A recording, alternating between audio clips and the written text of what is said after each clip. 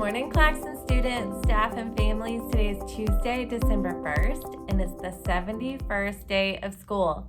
Today is National Day of Giving.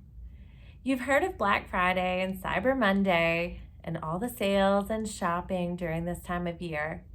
But today focuses on giving back to your community, donating your time, unused items, food, whatever you can.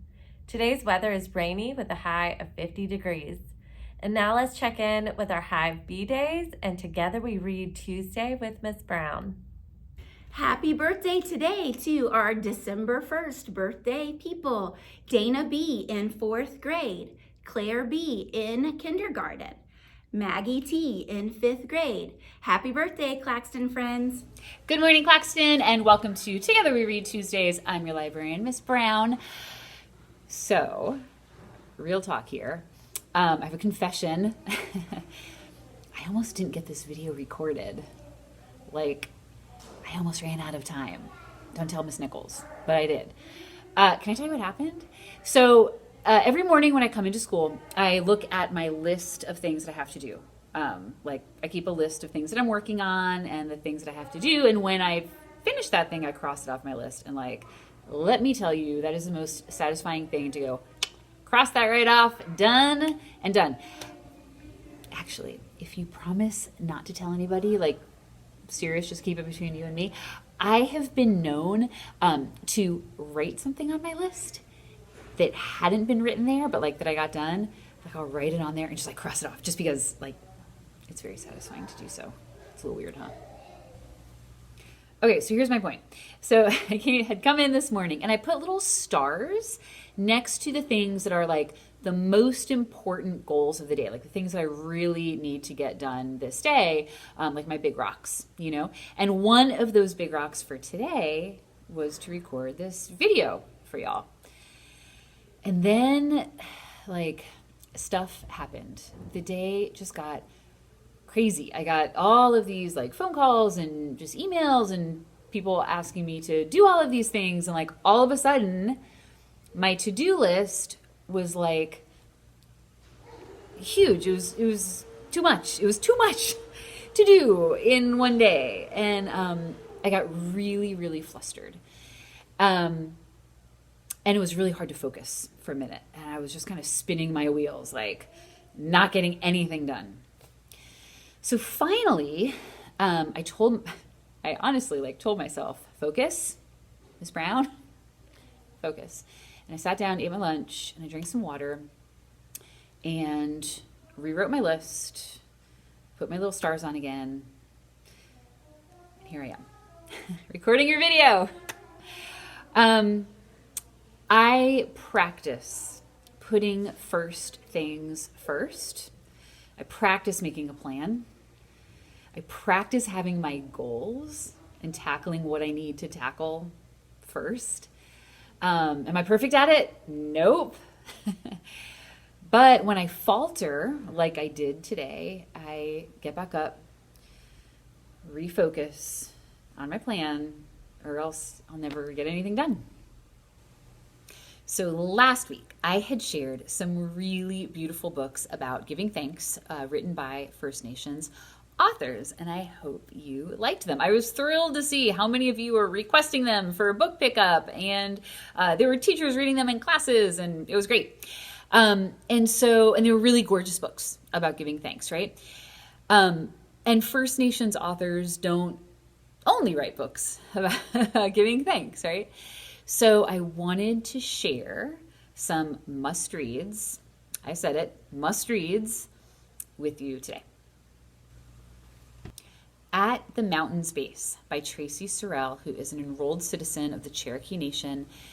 This is a family, a cabin, a grandmother who is weaving and worrying, and is a story of Native American women who served and still serve in wars in our United States Armed Forces, and the families at home who support them and wait for them to return. It's beautiful. Fry Bread by Kevin Noble Maillard, who is an enrolled citizen of the Seminole Nation, and this is a celebration of old and new, of traditional and modern, of similarity and difference. And I want to share a quote with you from the book. It says, "Fried bread is history, the long walk, the stolen land, strangers in our own world with unknown food. We made new recipes from what we had." Fry bread. Read it. Bow Wow Powwow by Brenda J. Child of the Red Lake Nation. And this is the story of Windy Girl's experience at a powwow.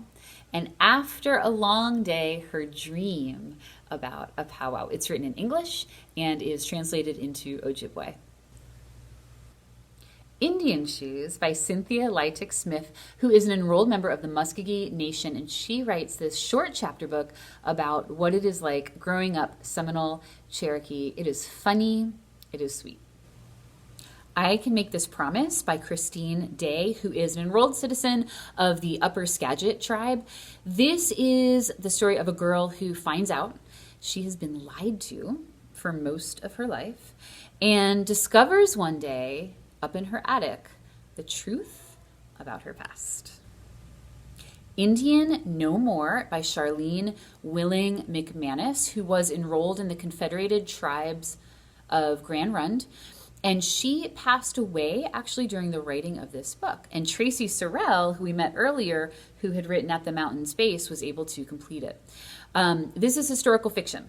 So it's a made-up story, but it's based on fact, right? Things that actually happened. So in this, the main character, Regina, it happened that the federal government signed a bill into law saying that her tribe, who she lived with, no longer exists. Indian No More. Great story. The Birch Bark House series by Louise Erdrich. This is a 19th century Ojibwa family. This is Lake Superior, smallpox, a bear, a pet raven. It is funny. It has characters you will fall in love with and you'll want to follow throughout the series. McCoon's is the latest and the 5th book in the series. Okay, Claxton, remember how we talked in the beginning about how important it is to have a plan to put first things first? Well, if you have a reading plan, like the list of books that you want to read, you know I do. Put these books on your list. You'll be glad you do. Bye. All right, I'm ready to laugh, Claxton kids. Micah says, where do viruses go for vacation? Germany. Miss Hilliard says, what did one math book say to the other? Don't bother me. I've got my own problems. Miss Hilliard with the math joke for the win. Annabelle O says, what happens when you make a mistake on an array? You erase it. Oh, these math jokes, they're so great. Nora S says, why did Beethoven not want any chickens? Because all they said was, back, back, back. All right, Nora, you just made me cluck like a chicken. All right. We have some golden tickets. Miss Hilliard has golden tickets for Juniper W and Maggie T for working so hard in math and science, asking questions, and being big contributors in class discussions when others are silent.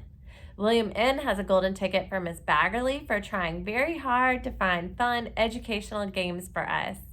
And Calla would like to give one to Gemma for being so smart. Great job, everyone. I love reading those golden tickets. So we heard from students in November about how they put first things first. Ella in Miss Lauder's class says, when I have work to do and Miss Lauder says that after I can do math games, I put first things first and do the work first. Calla and Eva do their work first, then play.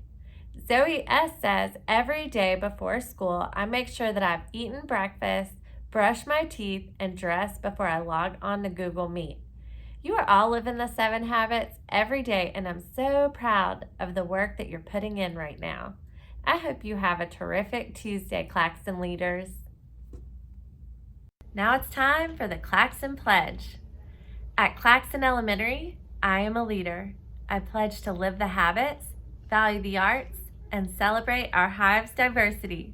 I work hard to learn new things and always give my best effort.